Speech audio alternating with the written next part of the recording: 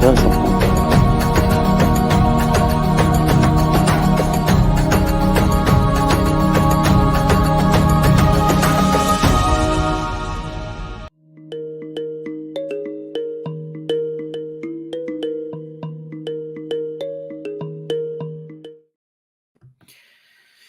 Welcome, everyone, to the 25th episode of the History of Arab-Israeli Conflict, presented to you by the Arab American Center for Culture and Arts.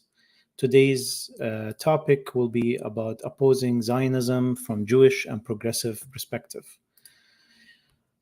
This is Wissam Sharafuddin speaking, and with me in the studio is His Excellency Ambassador Dr. Ali Ajami, member of the Arab American Center for Culture and Arts, Mr. David Finkel, and other guests we will be introducing at the end of this discussion. Gaza genocide continues to horrify the world and destroy further the tissue of our humanity and civilization. At least 71 people have been killed today and 289 wounded in an Israeli airstrike on Al-Mosawi refugee camp west of Khan Yunis. Al-Mawasi refugee camp west of Khan Yunis, according to the health ministry in Gaza.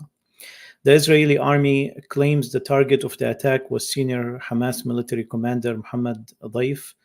Hamas calls the claim false and says defenseless civilians were killed in the attack on an area previously designated by Israel as safe. Witnesses say rescue workers and health teams were targeted by Israeli forces as they arrived on the scene. This is the 9th month of the Gaza genocide. Youssef, the director of the Population Health Research Institute at McMaster University in Canada, said that early in the conflict, he considered 4-to-1 a baseline ratio for Gaza based on data from previous conflicts. At a minimum, he expected 4 indirect deaths for every direct death. But now he was worried that the final total could be much higher. In the most recent draft of their analysis, Youssef and his colleagues found the 4-to-1 ratio could mean 186,000 total deaths in Gaza. These numbers represent a staggering 8% of Gaza's 2.4 million people. Khatib, the lead author of the letter and a clinical epidemiologist at the Advocate Aurora Research Institute in Wisconsin, said that these figures should be treated as very rough estimates, not hard predictions. As healthcare systems collapse, information systems collapse too.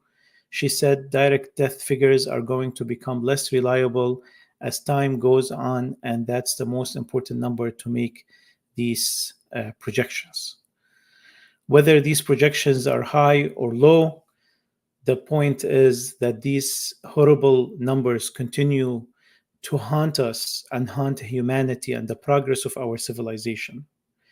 During these massacres and the ongoing genocide, the Arab American Center for Culture and Arts thought that one of the most important things that we can do is shedding information and enlightening knowledge on the history of the Arab-Israeli conflict, because more knowledge about this subject can enlighten us around the world to be part of the solution, as we are part of the problem. We are part of the problem because we vote, we pay taxes. Here in the United States, our taxes are funding this genocide. These taxes are buying the bombs and bullets that are killing the children of Gaza.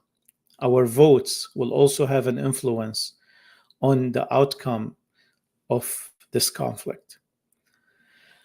First and foremost, when we talk about the Arab-Israeli conflict, this colonial project in Palestine is called Zionism, and it's not Judaism. But Zionism claims that it is very closely related to Judaism.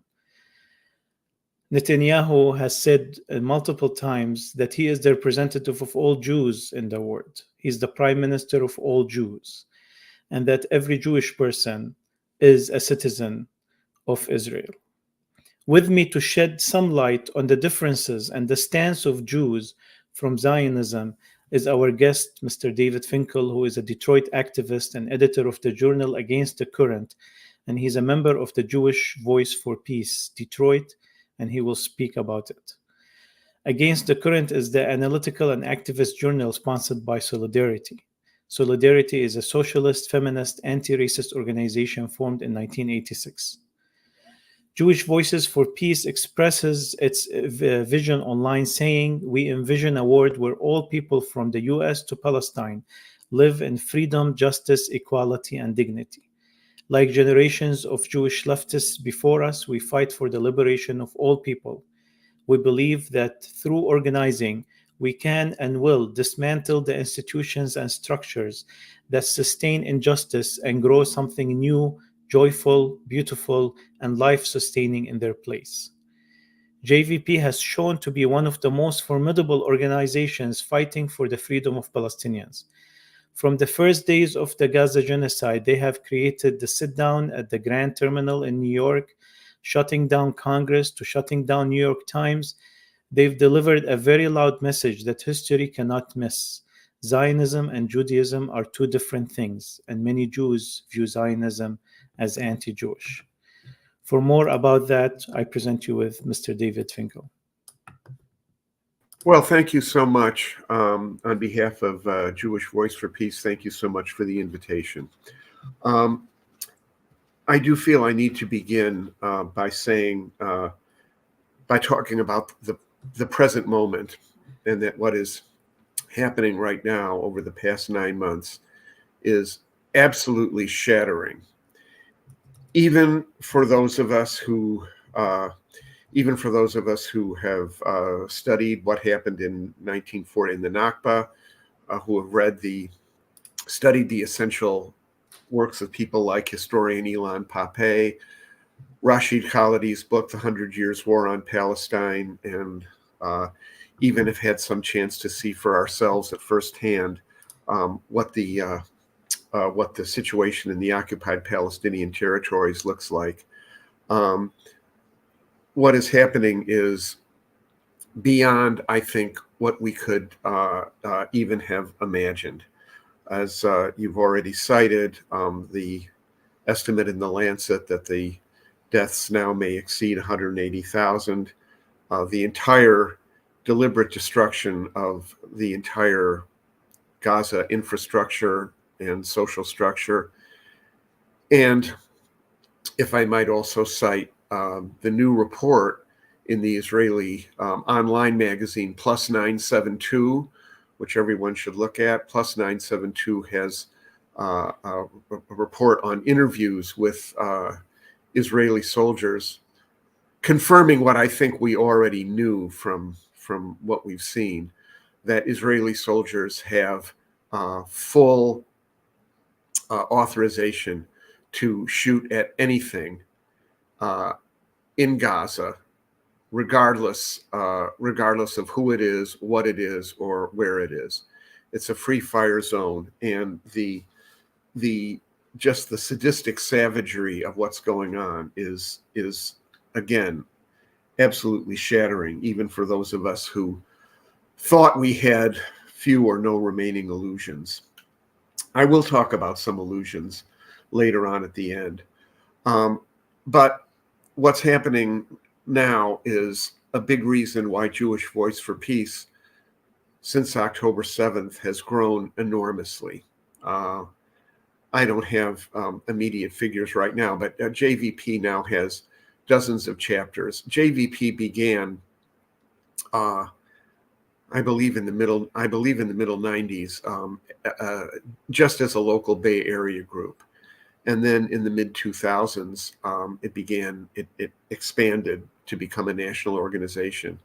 Our chapter was formed in 2005.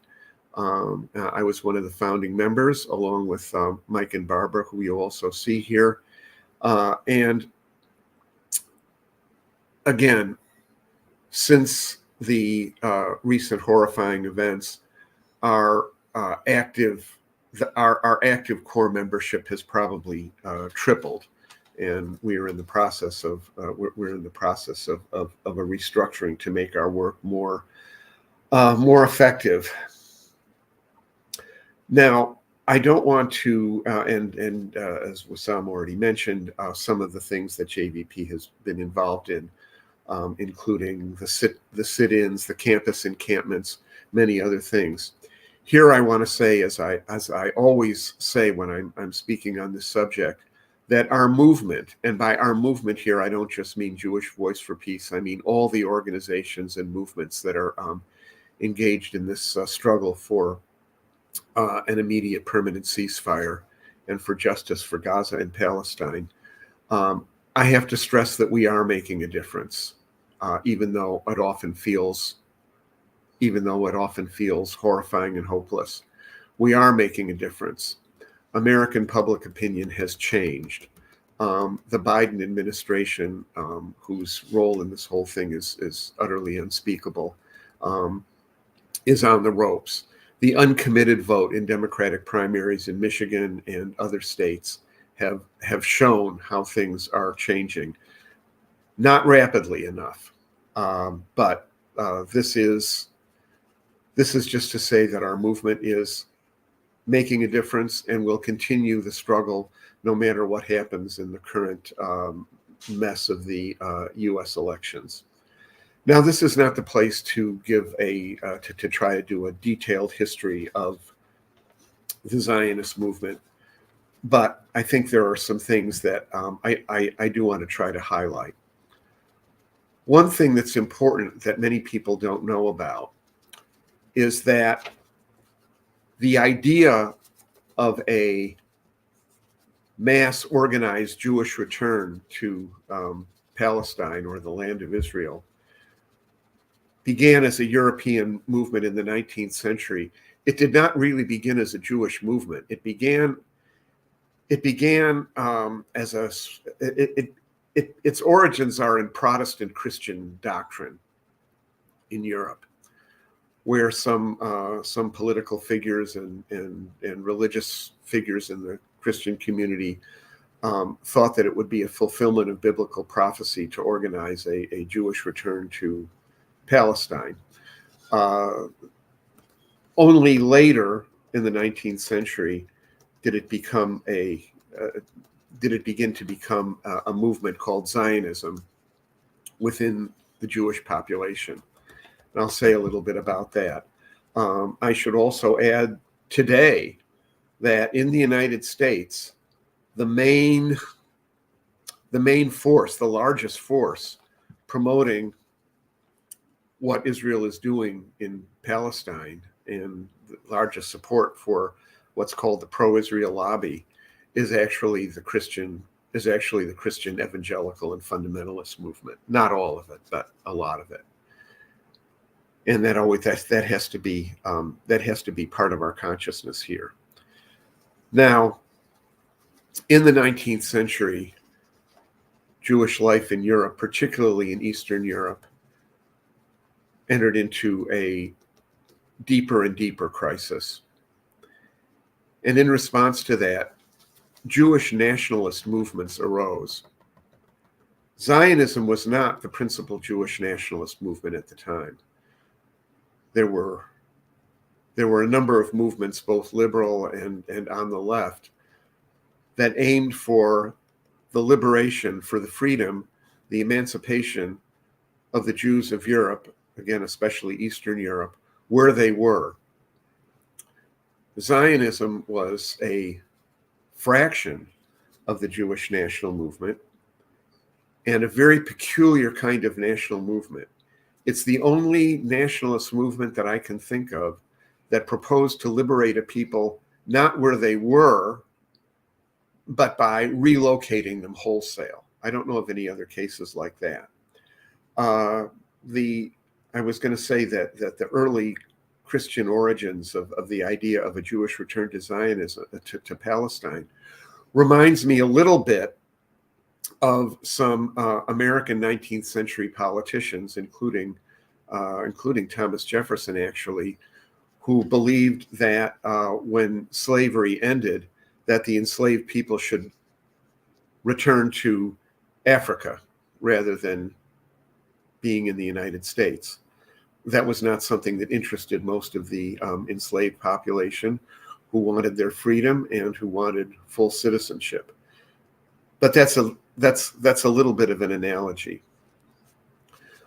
When Zionism emerged as a fraction, as a fraction of Jewish national movements, from the very beginning, its founders understood that it had to be a colonial and settler enterprise. Today, settler colonialism is something that we oppose, is denounced, is denied, and so forth. But the founders of the Zionist movement, from Theodore Herzl to David Ben-Gurion to Vladimir Jabotinsky on the right wing, always understood that they needed not only to appeal to the Jewish population in primarily Eastern Europe, to make Aliyah, migrate to Palestine. They also knew that they needed colonial protection. They were not ashamed of it. And I do want to say here something about Vladimir Jabotinsky, who was the leader of what was called revisionist Zionism. It was a right-wing movement. It's considered to be the forerunner of today's Likud party and of Netanyahu and all that. And Jabotinsky's movement had a fascist fringe, and they were not shy about saying that they wanted a Jewish state from the river to the sea. But they didn't mean the Jordan River, they meant the Euphrates River. Their ambitions were very, very expansive. But I do want to say one thing about Jabotinsky. In 1924, Jabotinsky wrote an essay called The Iron Wall, a very formative essay, saying that the emerging Yishuv, the Jewish community in Palestine, would not be able to compromise with the Arab population, that they would live on the protection of an iron wall, which would be their own militia, with the protection of what was at that time British colonialism. He was very clear about it, very militant about it, but he said something that I think is very important in today's context. He said, we cannot have peace with the Arab population just by offering them something. They will not accept our presence. They will not accept our colonial presence because they are a living people, and a living people will not quietly accept being occupied. Jabotinsky, in other words, never referred to the Palestinian population as two-legged beasts or vermin, the way people like Netanyahu and Yoav Gallant and today's Likud party and even more extreme right-wing figures do. So I do want to bring that out a little bit. Now, again, this isn't the place for a lengthy historical development. But there is a long-term, long-standing Jewish opposition to Zionism, or what more correctly is called political Zionism. Political Zionism was the theory and advocacy of a Jewish state. There were other kinds of Zionisms. There was cultural Zionism, which believed in the creation of a Jewish homeland in Palestine, but not exclusive. Not a Jewish supremacist state, but that faded. That option faded away under the impact of reality, under the impact of the fact that the Palestinian population, quite understandably, did not accept being occupied and having their land taken away from them and their homeland stolen and confiscated. And also under the impact of what actually made the creation of a Jewish state possible.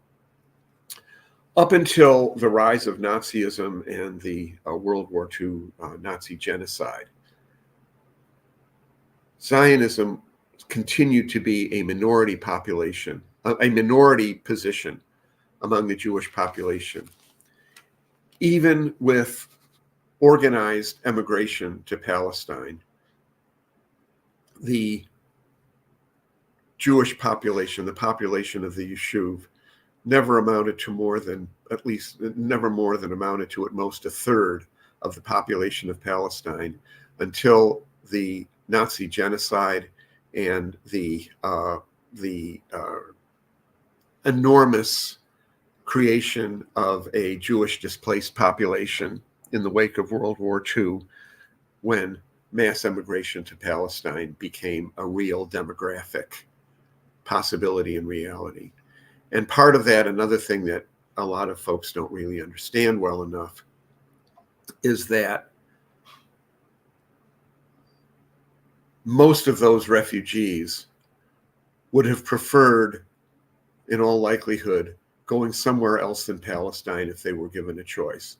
The doors of the United States, of other Western nations, were closed to the refugees, and that was with the collusion of the Zionist leadership, which wanted a population that would be transported to Palestine, whether that was really their choice or not. So, coming back to that's really the origins of how the formation of a Jewish state in Palestine became possible.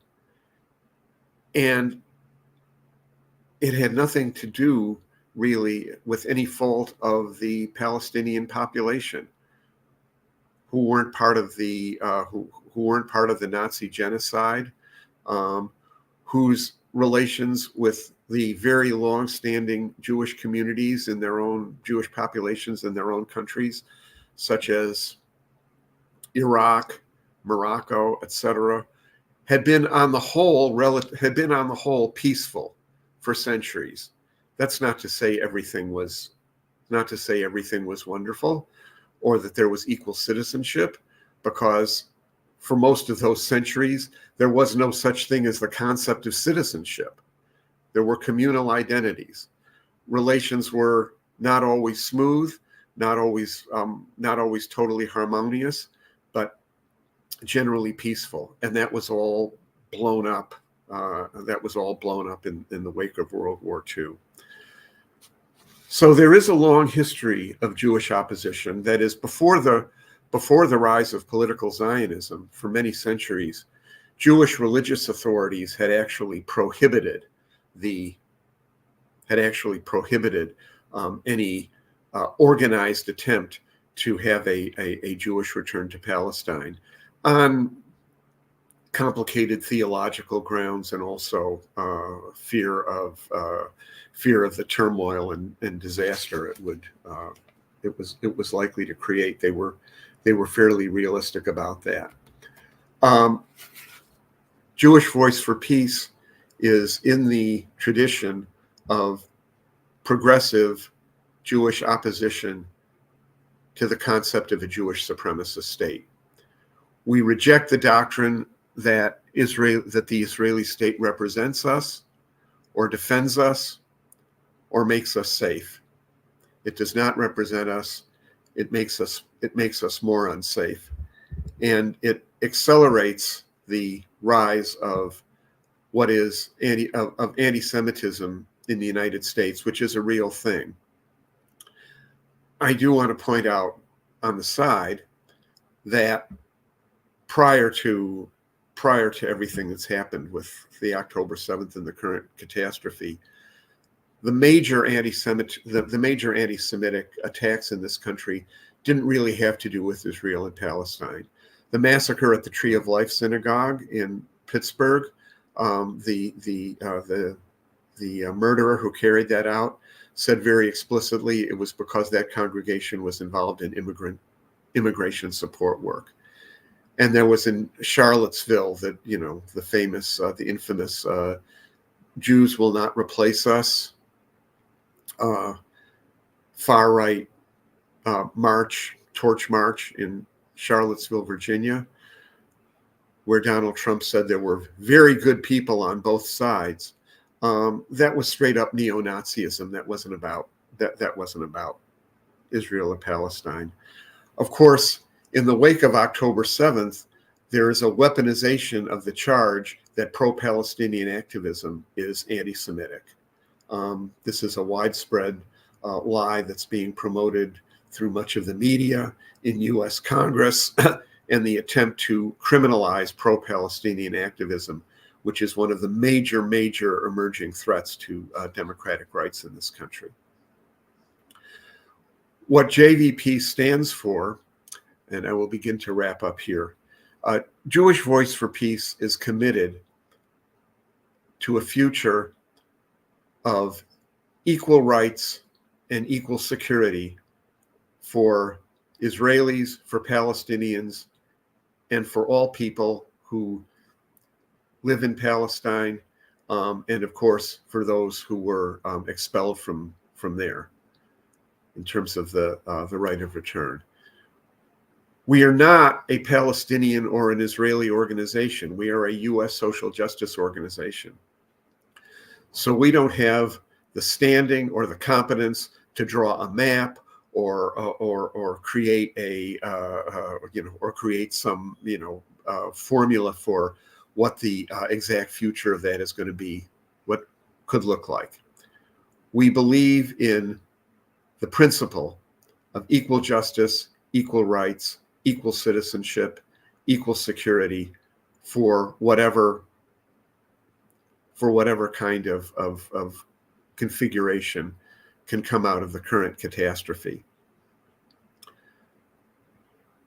I do want to say that the horrifying events that have unfolded since October 7th, on the one hand, show the absolute critical importance of arriving at that kind of solution.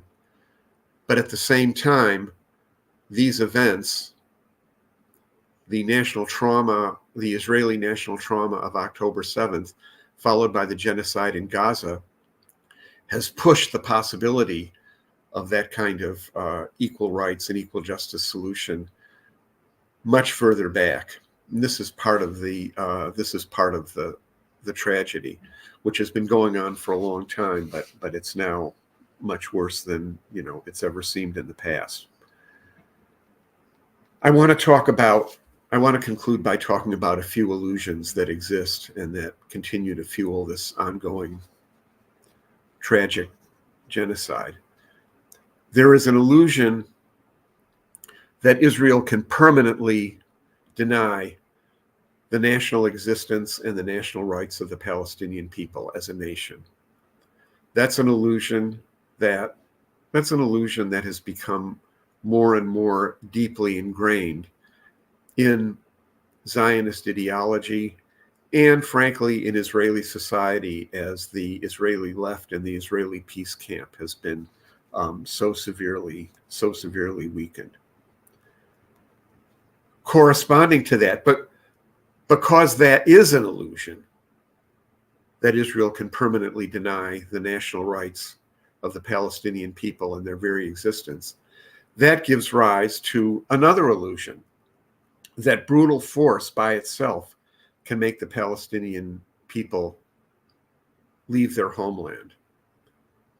And it's part of the implicit and increasingly explicit goal of the massacre in Gaza to create a massive ethnic cleansing in Gaza and indeed in the West Bank too, that will force Palestinians out of their homeland. So the first illusion gives rise to the second, even more deadlier one. I think one of the biggest delusions is that of U.S. policy. The delusion that normalization, what they call normalization with Saudi Arabia and other Arab kingdoms and right-wing regimes, will create quiet in the Middle East, and the issue of Palestine will just go away. Just a few days before October 7th, I believe it was the Biden's national security advisor who said that the Middle East is more quiet than it's been in decades. That delusion has fueled U.S. policy, and I have to say that as distressed as I am as a Jewish person to be watching this massacre, I'm even more sickened by what the government of my country, the United States, has done in regard to this. And it's let's face it, it's bipartisan. It's genocide, Joe Biden, and it's the Republicans who are the MAGA Republicans who openly applaud the massacre and the genocide. And finally, I want to say that I do want to mention an illusion that exists, I think, among at least some of the allies of the Palestinian movement, that Israel itself is nothing but a settler colony with nukes, kind of like an Algeria with nukes, and that somehow under military pressure or something like that, that the settlers, that is the Israeli Jewish population, will leave and go away. And that is not true. As Rashid Khalidi and others have very clearly analyzed and pointed out, unlike some other settler colonial projects, the Zionist one created a nation state in Palestine. It's not my nation state. It's not what it falsely claims to be, the nation state of the Jewish people of the world. But it is a nation state in its own right. And it will not just disappear in some magical way. There needs to be a way in which, and it is a very complicated and crisis-ridden society. We could talk about at length the multiple crises confronting it, but that does not mean it is going to disappear. I happened to be listening to this morning on the public radio program On the Media, which you can hear in Michigan. I'm sure you can hear it in other places on public radio. And the second half was an interview with a Palestinian human rights activist, Iyad al-Baghdadi, who was he was for most of his life a stateless exile who now has finally achieved citizenship in Norway. He was very eloquent on the point that what's happening in Palestine is more like the South African situation than the Algerian situation. And it has to be resolved in some kind of way with equal citizenship. I suggest listening to that. And I'll conclude with something that the great, courageous Israeli exile historian Ilan Pappé said when he was in Detroit recently, giving a number of absolutely brilliant talks, which I'm glad to say Jewish Voice for Peace in Detroit helped to organize along with others. Professor Pape said that he sees this as the beginning of the end of the Israeli settler colonial project, the beginning of the end. Though he says the next couple of years are going to be absolutely terrible. But in the long run, the inviability of this project as a Jewish supremacist settler colonial state has now been exposed and will begin to unravel. I know he's right about the first part, that the next couple of years are going to be horrifying. I hope he's right about the second. But what will replace this settler colonial project is an open question that has to be central to what our struggle is about. So thanks very much. Thank you, Mr. David. And I will open it up now for our guests for their comments and questions before we go back to more of the discussion points. And first and foremost, I'd like to welcome Barbara Harvey and Michael Friedman to the broadcast. And they are part of Jewish Voice for Peace and are actually founders of the organizations or co-founders of the organization. Barbara, the floor is yours. What'd you? Oh, no, I think we're unmuted. Yeah. Okay, can you hear me? Yes. I want to thank David, who has done yet another of a series of really interesting informative and I think highly appreciated presentation. It was terrific, David. I really appreciated your presentation. I think for many of the people in JVP, my own reason for being an activist in the organization is the same as mine. And that is that, from a background of reading when I was 13 years old, The Diary of Anne Frank, which she wrote when she was 13 years old, and shortly before she was just found and killed. I've always been conscious of my Jewishness and grew up in a very Jewish neighborhood of Queens, one of the first neighborhoods of Jews to move into Queens. And most of the student body was Jewish. But I've never been an observant Jew of any consequence, except on the high holidays, which I do observe happily. But I think that most of the Jewish community in this country is extremely hostile to the perspective that JVP represents, and represents proudly and courageously, and without compromise, in our work on this issue. And my hope is that we will become a model for more such organizations. There are only a couple of such organizations now, and I was a member of another one before I decided JVP was a happier match for me with, in my opinion, better politics. And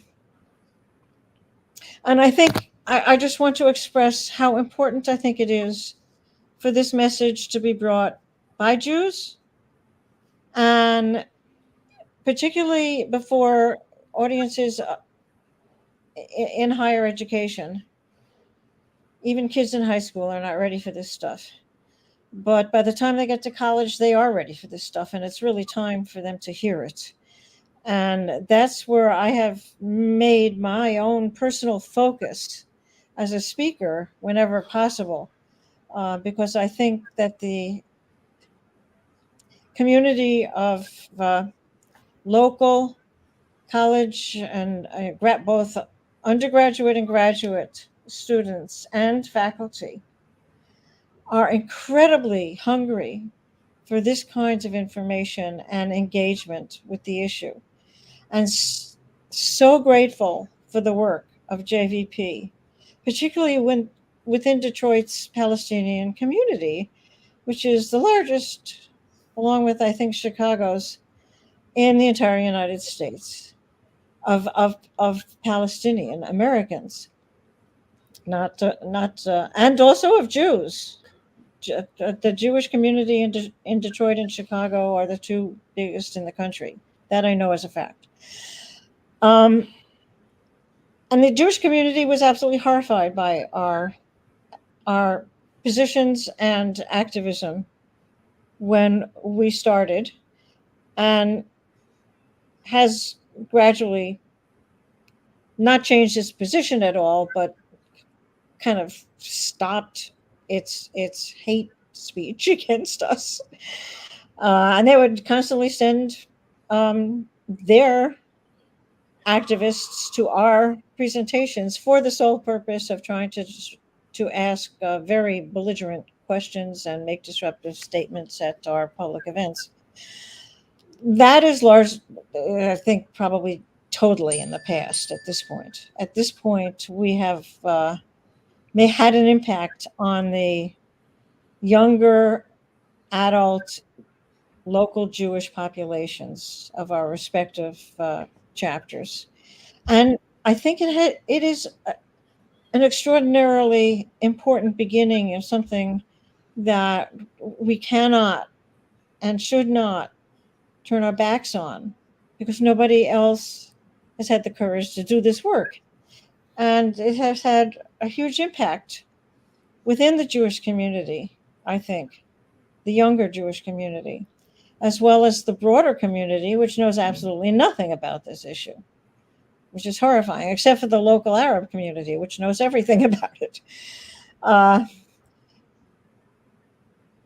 So I want to thank David for the work he did, because it continues this activism and tradition that we have and strongly endorse, and hope to see more of it. And it has always been a pleasure to speak to Palestinian American audiences in particular, for which I have been personally very grateful to have been asked to do many times.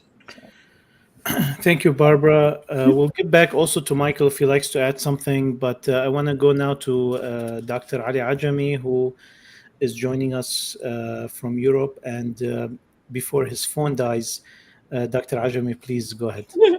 Yeah. Thank you, Wissam. And I want to start by thanking David for what you stand for the values you are defending, for your strong support to the Palestinian cause. But here, let me ask, I just have one simple question to you. And it's based upon knowing. I would love to know what you stand for, David. Is it based on religion or history or politics, or simply because it's a fair cause you're standing for? Would you like me to address that right now? Yes, please. Yes, please, because I'm afraid that my phone is about to die. I would like to hear it from you directly. Okay. Well, I would say for members of Jewish Voice for Peace, there are a multitude of motivations. For some people, it is a religious motivation, and for some, that's, in my case, I'm a secular Jew, and for me, it is partly a matter of ethics. It's partly a matter of a global perspective, because this is just for me, it's not a JVP position. What I see colonial, imperial forces doing in the world is highly destructive. I see, for example, the Russian invasion of Ukraine trying to turn Ukraine into another Gaza. So for me, it's part of a global perspective. And while I'm not religious, I do, from a Jewish perspective, I do hate to see Jewish life and Jewish culture and the understanding of Jewish history being blighted by the behavior of this state that calls itself the nation state of the Jewish people. There are multiple Jewish perspectives, and I don't claim by any means to have the only one. And I don't want to see, I believe that Israeli society itself is in the process of a slow motion national suicide. I don't like to see that. I don't like to see any country committing suicide, beginning, of course, with our own, the United States. So I would say for me, it's not religious per se. It's ethical, it's partly cultural, and it's more than anything else. Okay, David, permit me to ask another quick question. You mentioned that the Zionism as a body is not big, is not huge. What makes Zionism so strong? Well, I said historically, before the Nazi genocide, Zionism was a minority movement in the Jewish population. The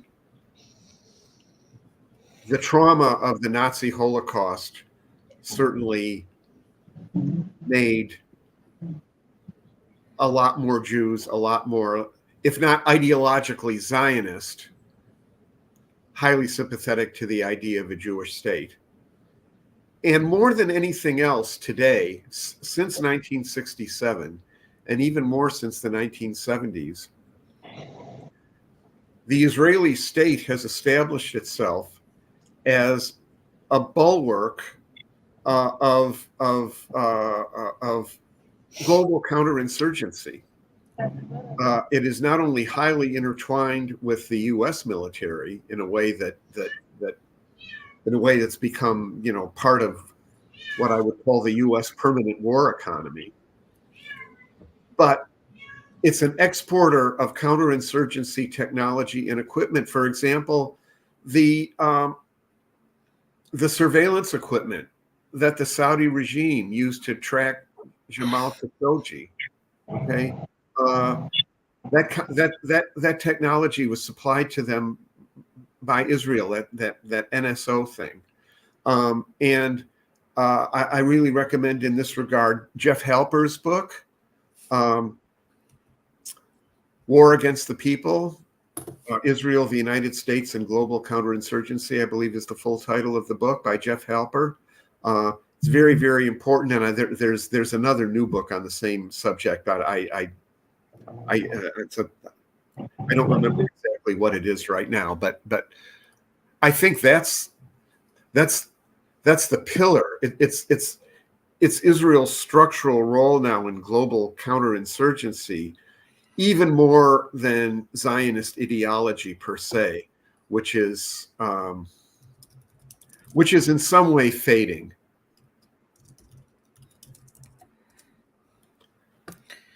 I'll tell a little story. I remember in 2002, I was on a delegation that visited the occupied territories in Israel. And on a bus, I think, was this in Tel Aviv or something? I saw a big sign. There was a Zionist headquarters, and there was a big sign saying Zionism means doing. Okay, that's what it said. And at first, my initial response was sort of sickened because, yeah, look at what they do. And then it suddenly occurred to me, that sign is in English. It's not in Hebrew. That sign is more an appeal to tourists than it is to the actual Israeli population. So that's a little story. I mean, Zionist ideology is no longer, it still exists, it's still powerful, but it's not the main thing that makes Israel powerful and destructive at this point. Thanks, David. Thank you. Thank you, David. I'll go to Dr. Muhammad Ajalani from Paris. Do you have any comments, doctor, or questions? Thank you, Doctor. Thank you, Mr. David. I am very happy to learn some Jewish are for peace. It's very important. But I didn't see in your words, you didn't talk about peace camps in Israel, Shalom Ashkav, about you talked about Ilan paper, yes, but it's not enough. There are a big movement in the 90s for peace, but now I don't know what's happened to Shalom Ashkav. And and my question for you is, how important are your organization between the Jewish community in the United States, and how language link you have with Israeli camp of peace? And you think that Israel can accept a solution for Palestinian, because now Israeli is very radical wing, and they didn't accept any proposition. Even the image of Israeli and the image of Jewish after this war of Gaza has destroyed. Israel is isolated, and population in Europe, in United States, are against the policy of Israel. How can your organization can help to change this image and to bring peace in the Middle East and to save this region from violence and killing? Thank you, Dr. David. Thank you, Dr. Muhammad. David, how can JVP help in protecting the, changing the narrative and helping in finding a way for peace? Well, Jewish Voice for Peace is a U.S. organization, and our mission has to be to change U.S. politics and U.S. public opinion. Now, we certainly try to connect in any way we can. Part of what we do is certainly to amplify the voices of Palestinian and also Israeli peace forces. That's part of that mission. What was a strong Israeli peace camp, particularly in the 1980s around the war in Lebanon and so on, is much weaker now. Shalom Achshav, that's Peace Now, is much smaller. In the Israeli parliament, in the Knesset, the only voices for peace, really, for peace with justice, are the Arab-led parties and Hadash, which is a joint Arab-Jewish force, with just a few seats in parliament. The Israeli Knesset is now from the center right to the hard right to the extreme far right. So that's realistic. The forces that I look to in Israel include, of course, the forces in the Palestinian community inside Israel, the citizens who are fighting for equal citizenship, which is important. An organization called Standing Together, which includes both Palestinian and Jewish Israeli citizens. The online publication Plus 972, which I think everybody should look at and support. What is clear in terms of the Israeli Jewish population is that the bulk of the Israeli Jewish population, this is a peculiarity. They support the war and they hate the government. Okay? This is a very unstable situation. Everyone in Israel now understands, I believe, that the Netanyahu government has no concern whatsoever for freeing the hostages, the ones, however many of them are left alive. It's quite clear that the United States is desperately trying, after all the damage it's caused, is attempting to bring about the ceasefire and hostage release and prisoner release negotiations in Qatar. And everyone in Israel understands that Netanyahu is sabotaging that at every turn. Everyone understands that Netanyahu needs to prolong the war in order to prolong his coalition and keep himself in office so that he doesn't go on trial and go to prison and take responsibility for the disaster of October 7th. I think one should understand I don't claim to be an expert on Israel. I don't read Hebrew. I read the Haaretz and 972 in English. But what happened to Israel on October 7th this stuff about the greatest loss of Jewish life since the Nazi Holocaust, that's rubbish. That's out of any historical context. But this was an enormous national trauma. The number of people killed in Israel, not all of the people that were killed were Jewish, because there were foreign workers and stuff too, and some Palestinian citizens. But 1,200 people killed is slightly more than the total number of Israeli citizens who died during the 5 years of the Second Intifada, 2000 to 2005, in the various bombings, the suicide bombings, the various attacks, and so on. And however you want to analyze that Intifada, which is that's another discussion. Those years played a huge role in severely weakening the Israeli left and the peace camp. I should mention, by the way, along with Standing Together and Plus 972, the human rights organization B'Tselem, which does heroic work in exposing the settlement projects and other human rights abuses.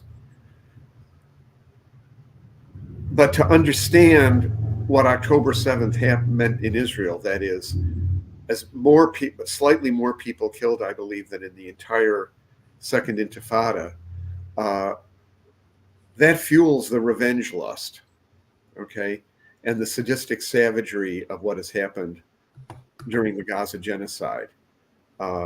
That's not an apology. It's just to understand some of the dynamic.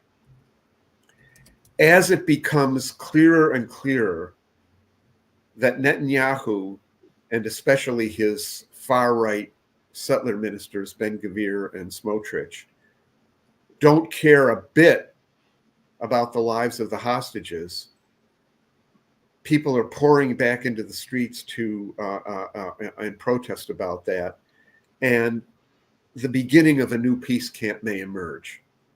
I have to stress, really, that I believe that it is more the emergence of a new peace camp than a revival of the old one. As important and heroic and dedicated and courageous as the old peace camp was, it doesn't play anything like the role that it once did. It has to be a new peace camp with a more realistic view about the illusion that Israel can make the Palestinians just go away. Has to emerge from scratch. And that's the task of people in Israel. JVP's job is to deal with U.S. public opinion and the U.S. Jewish community. Thank you, David. I have a few things I'd like to go over with you before the end of our episode. But before we go there, I have an important question I want to ask you, really. The Holocaust Museum, we have one here in the Detroit metro area. There are ones all over the country. Do you have any knowledge of what is the position of Holocaust museums regarding what's going on in Gaza? We would imagine that a museum that is commemorating the genocide of the Jewish people with a slogan that never again would be opposed to any kind of mass slaughter of people. Have you had any experience as JVP or at a personal level of communicating with these museums, or are they under political or economic pressure to stay off course? Well, I do know that in Detroit there are weekly, not every week, but there are Sunday vigils. There's one tomorrow at the Detroit Area Holocaust Museum, and one of our members is actually a child Holocaust survivor, and has spearheaded the effort to have vigils there, and has written has co-authored a letter to the museum asking them to take a stand on the genocide in Gaza. I don't know where that stands, and I don't follow I don't really follow the politics of the Holocaust museums in any kind of depth. I do find it. I mean, there's nothing wrong with having museums memorializing the Holocaust in the United States. There's nothing wrong with that. I do think it's rather the Nazi Holocaust was not carried out in the United States by Americans or against Americans. The genocide of the Native Americans in the United States was carried out in America by Americans against Native Americans. And so I really think that there should be at least one, if not more, Holocaust memorial museums related to the Native American genocide in this country.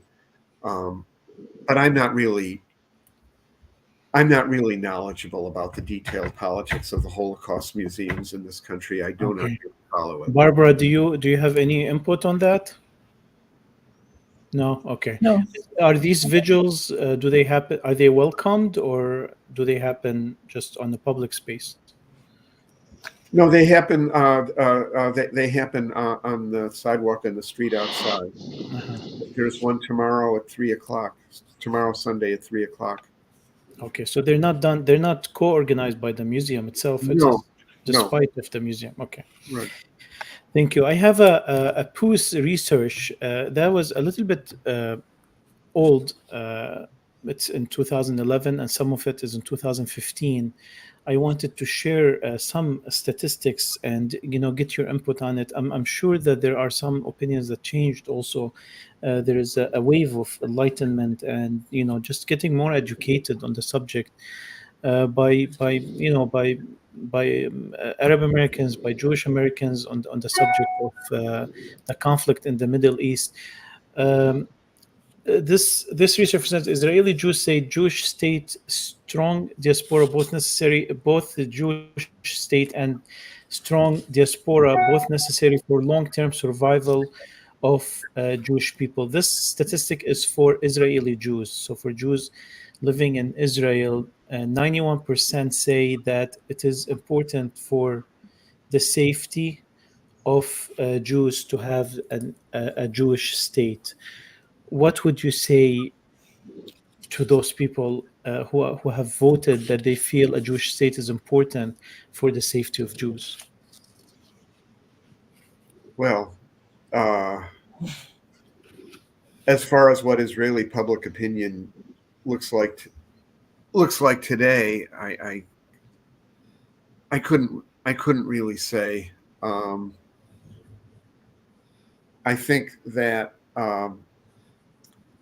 as far as American Jewish opinion is concerned, there's now a polarization, and particularly among younger Jews, support for Israel has greatly decreased for all kinds of reasons, primarily looking at what the Israeli state actually does, as opposed to what it claims to represent. As for Israeli Jewish attitude towards the so-called diaspora, I don't like the term diaspora. I'm not living outside my homeland. Okay. So, I think that's I don't like that terminology, although I do understand what it means. Mm-hmm. Okay. Another statistic says 1/4 of U.S. Jews have lived in Israel or been there more than once. Notice that the Jews by religion and Jews of no religion, there is a really difference in the statistics. So Jews by religion, 45% has never been to Israel or lived in Israel, while Jews of no religion, 78%. So it's less likely that they have been to Israel. Do you think that and there is an effort to always encourage. If you saw the documentary Israelism, Yeah. it shows an organized effort for Jews to visit Israel. Do you feel that this has an influence on the opinion of Jewish Americans? Well, I think it does. Although you saw in Israelism, that is, despite the effort of those tours to hide what's happening to the Palestinian people, that some of the people who go on those tours find out for themselves what's happening, and it turns them upside down. I must say, just for myself, that those categories are a bit peculiar. Okay, when you say Jews by religion and Jews of no religion, well, what I'm a secular Jew. Does that mean a Jew of no religion? In the secular humanist Jewish community, there's an interesting discussion over whether secular humanistic Judaism counts as some kind of religion or not. Now, I assume that those categories there are self-identified. People are asked, "Are you Jewish by religion or Jewish of no religion?" And I don't even know how I would answer that for myself, even though I am entirely non-observant. Thank you. Yeah, this is like just out of the pure research. I wouldn't pick these terms myself too. Mm-hmm. I have some myths, that there is an effort, also an organized, mostly political effort, to equate anti-Zionism with anti-Semitism. And while we recognize anti-Semitism as a problem, as much as we recognize Islamophobia and racism are all existing problems that need to be addressed and faced, equating anti-Zionism to anti-Semitism can have very drastic consequences and a suppression of freedom of speech. I'm going to share with you, David and Barbara. Please feel free to also contribute. I'm going to share with you some of the statements made, I call them myths, by Ronald Lauder, the president of the World Jewish Organization, in arguing, equating anti-Zionism with anti-Semitism. So one of them, he says, anti-Zionism denies Jews their right to self-defense. How do you reply to this myth? What does that even mean? Right. What he means by it is that anti-Zionism denies Israel the right to so-called self-defense. So this is not only is that a myth, it's a sort of a meaningless mystification. Of course, Jews have the right to defend themselves if they're attacked. What Israel is doing is not self-defense. So, a lot of these things, as you put them up, we'll see that they are almost designed to be meaningless.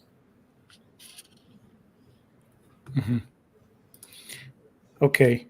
Let's then look at more of them. Anti-Zionism denies the historical connection of the Jewish people to the land of Israel. No, anti-Zionism does not deny a historical connection of the Jewish people to the land of Israel.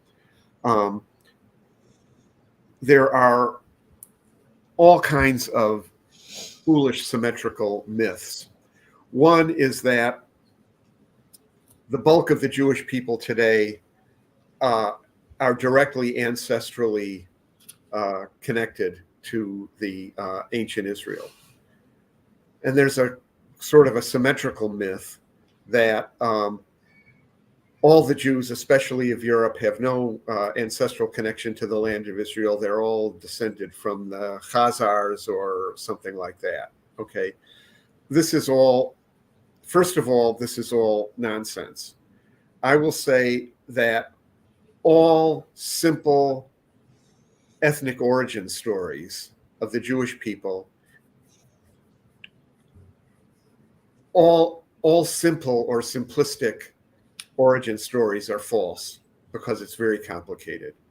It's quite clear, by the way, that in the Roman Empire, something like 10% of the population were Jewish, and that's more people than could possibly have simply, emigrated from Judea or ancient Israel. But it's certainly true that the religious culture of the Jewish people originated in the land of Israel, and of course underwent enormous evolution since then, primarily in Mesopotamia, in Iraq. Okay, but let's suppose that we were having a rational discussion of the Israeli and Palestinian nations today. Now, that's a stretch. It's never easy to discuss Israel and Palestine rationally. And in the era of Donald Trump, it's almost impossible to discuss anything rationally. But if we were having a proper, rational, political discussion of the questions surrounding the Israeli and Palestinian nations today, would we really be starting by arguing about whose ancestors may have lived there 2,000 or 3,000 years ago? Of course not. Okay, so there's another mystification here. Anti-Zionism does not deny the historical connection of the Jewish people or Jewish religious culture to the land of Israel. It denies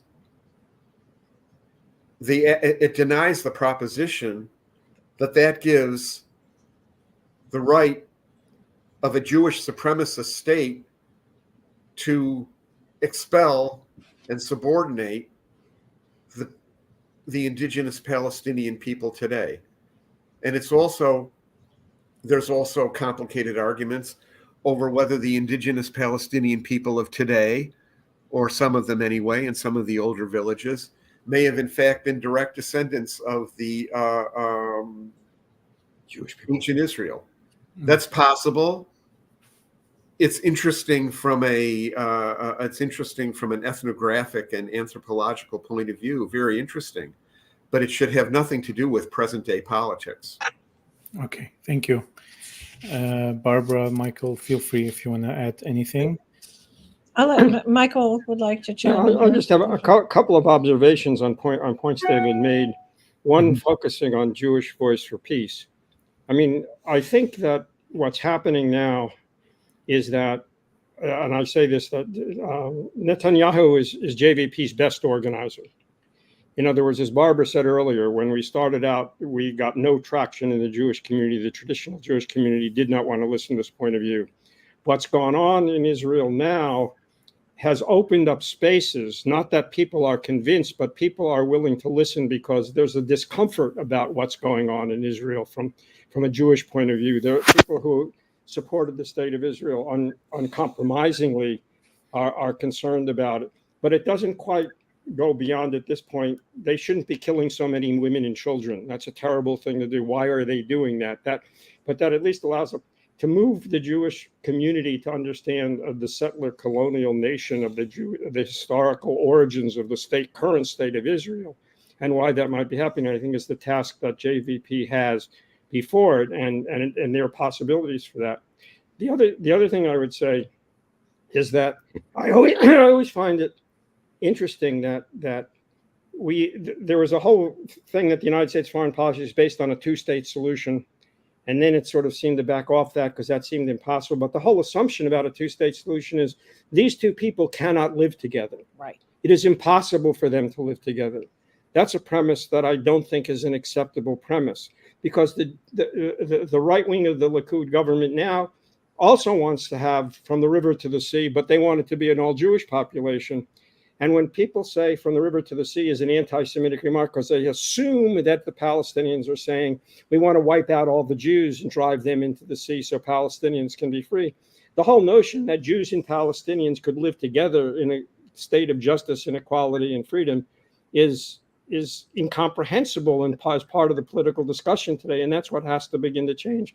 I think Jeff Halper talked about decolonizing the Jewish mindset in Israel.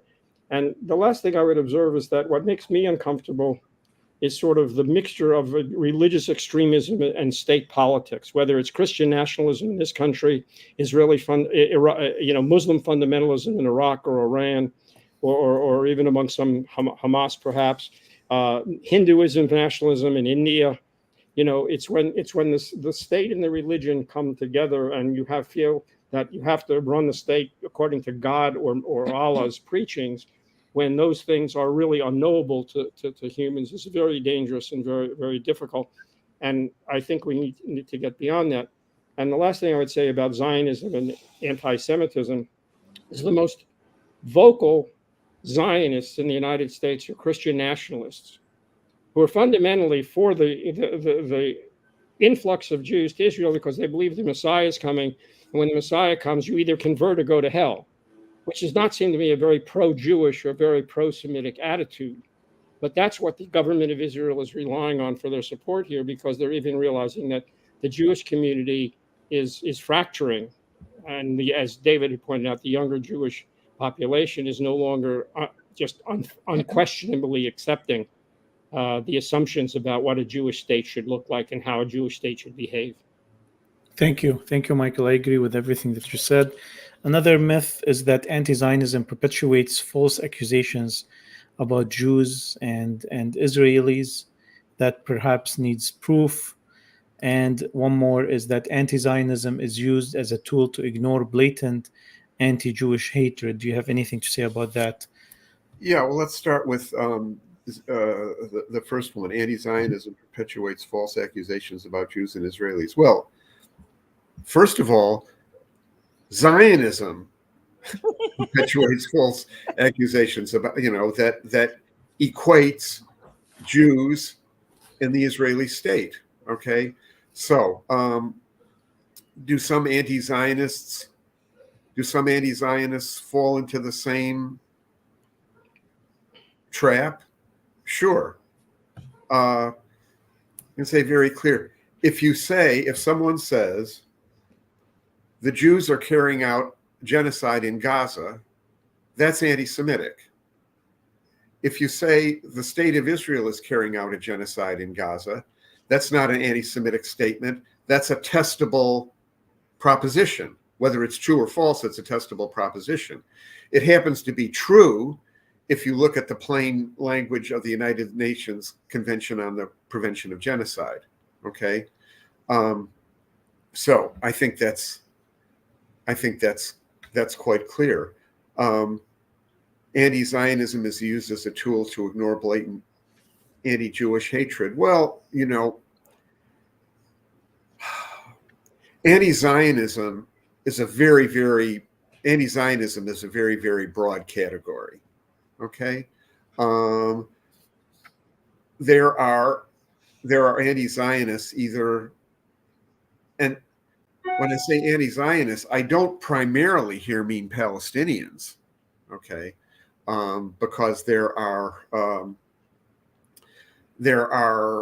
far right and neo-Nazi ideologues who call themselves anti-Zionists, who promote anti-Jewish hatred. And by the way, there are also far-right neo-Nazis like Richard Spencer, who think that Jews shouldn't be in the United States, but thinks that what Israel is doing is just great. Okay, so anti-Zionism is a very broad and very ill-defined category. I think that in JVP, we call ourselves the largest progressive Jewish anti-Zionist organization. But the term anti-Zionist of saying what we're against is not as important as saying what we're for. And this anti-Zionism is a very, very broad category, which is why you can use it to promote all these stereotypes.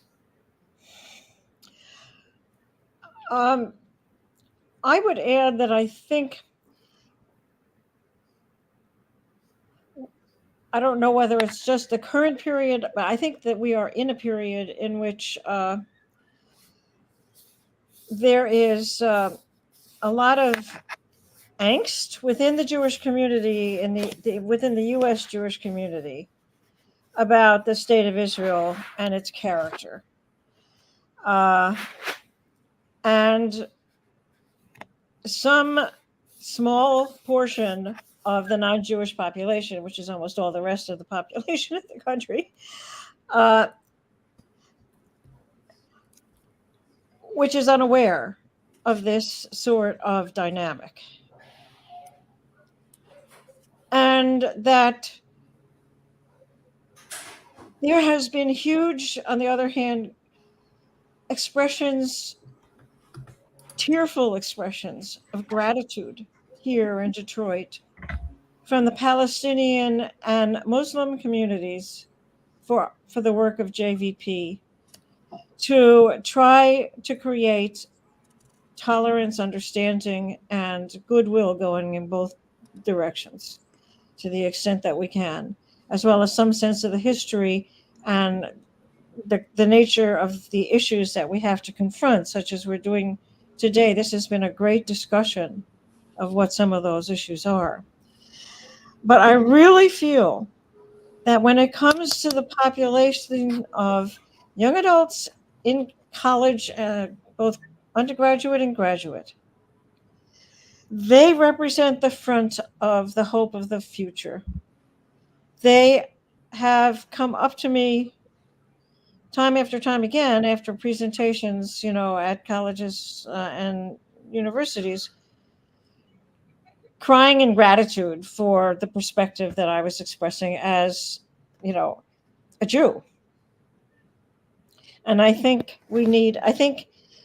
that what that indicates is that by and large, the non-Jewish community is incredibly grateful for some humanity, showing of humanity from our Jewish community, American Jewish community, which they have never expected to express openly such attitudes.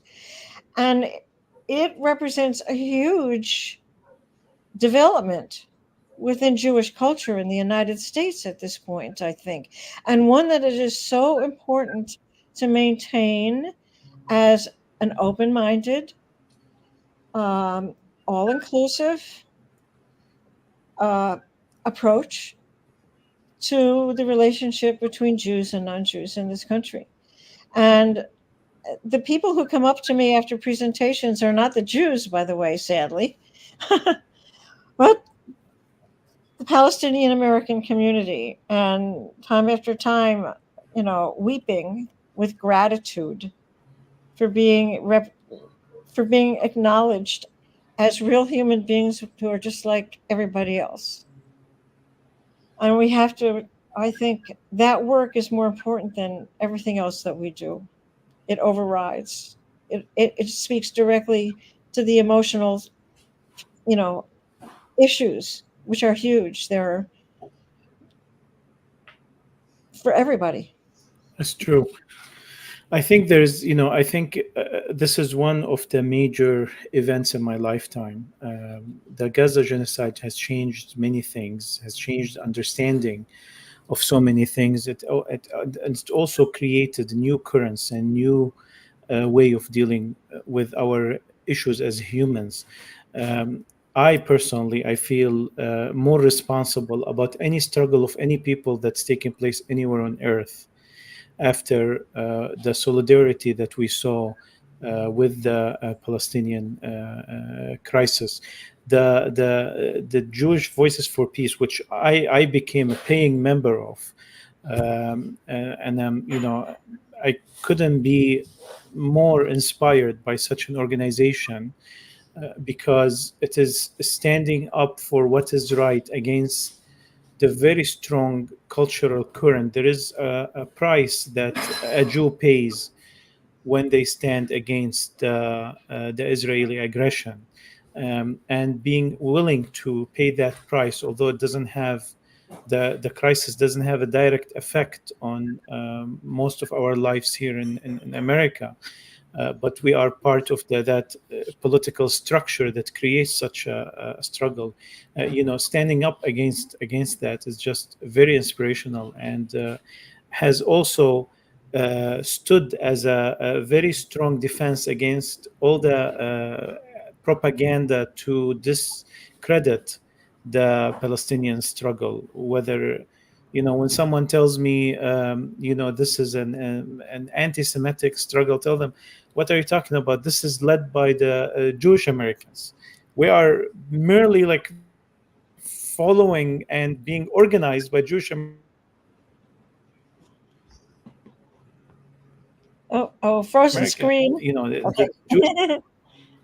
The Jewish Americans have spearheaded organizing the effort and standing against what's going on. And from the first days, that was very inspirational, and it gave us a lot of courage. It gave us a lot of enthusiasm to actually stand up and speak up without being targeted by ourselves. As you've seen in our presidential debate, the word Palestinian was used as a slur. And his presidency haven't even started, if God forbid he will reach to presidency, President Trump, and he's already using the word Palestinian as a slur. So imagine the attitude of the administration towards the Palestinian struggle. But at any case, we really went over time, and I want to wrap this up. There were a few more statistics I want to share with you, but I will keep maybe for another time. I wanted to finish with a few messages. One of the messages is I want you to American Jews, and the other message I want you to address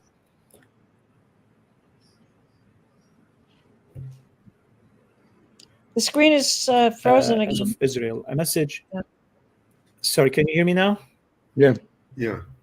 Yes, I just wanted you to share a message with our fellow American Jews, and another message with our fellow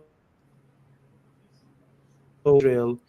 What message, as American Jews, against what's going on in Gaza, what message would you like to convey to them? David. I think Was you're my addressing voice heard? David, right?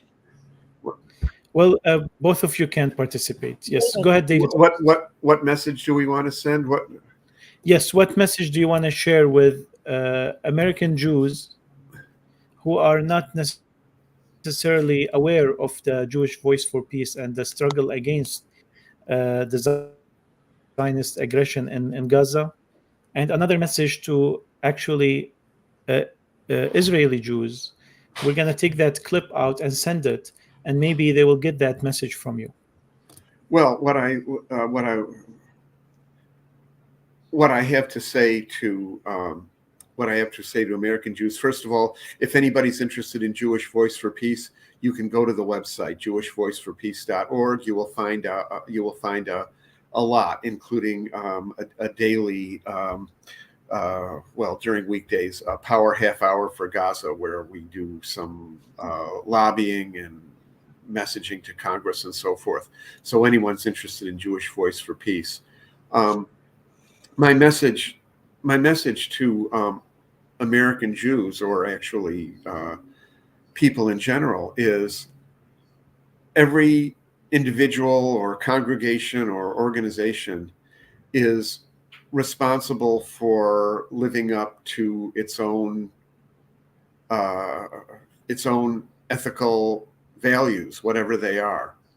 So if you have social justice values, then Palestine cannot be an exception to that. Whatever your values are, you have a responsibility as an individual or an organization or a congregation or a community or whatever else it is.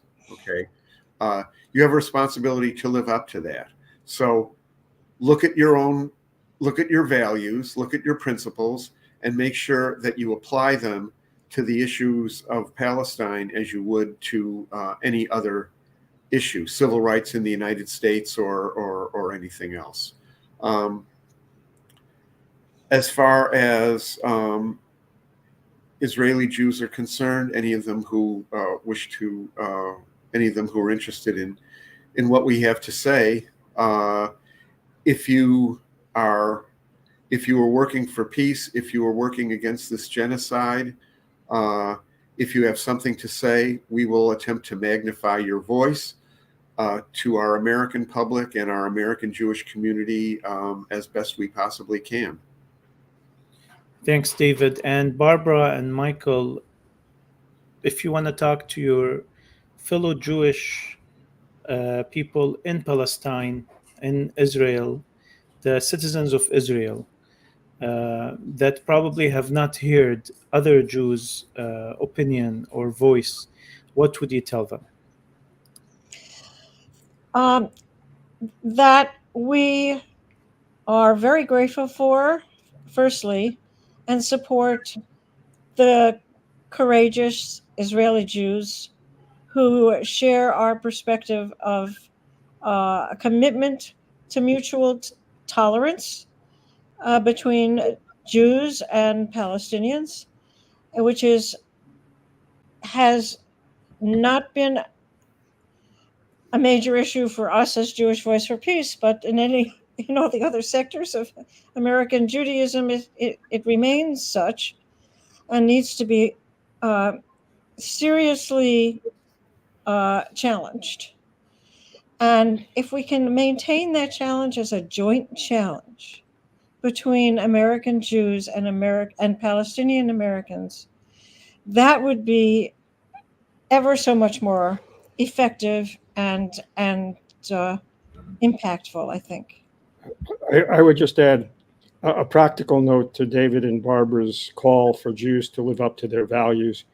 But on a practical basis, however much you support the idea of the state of Israel as a Jewish homeland or a place for Jews to go, the continuing policies of the Israeli government is creating more anti-Semitism, is making it more unsafe for Jews wherever they live, and is doing more to undermine the stability and the future prospects of the state of Israel itself and the society in which you currently live. And therefore, those policies need to end, and you need to oppose them, not only for moral reasons, but for practical reasons. They are contributing to anti-Semitism around the world, and it needs to stop. Mm-hmm. And with that, thank you very much, David, Barbara, Michael from Jewish Voices for Peace, and for everyone who watched and followed this broadcast. We cannot express in enough words our appreciation and solidarity and inspiration that comes from the Jewish Voice for Peace and all humans out there that act on their humanity and on their human values. And we will continue the struggle in Gaza has taught us and will make us more determined to stand for human rights all over the world and to make sure that genocides don't take place all over the world for any people at any time. Thank you very much, and we'll see you in the next episodes of the history of the Arab-Israeli struggle, conflict, and other programs by the Arab American Center for Cultural Arts. Thank you very much. Thank you. Thank you so very much for doing this. Thank you.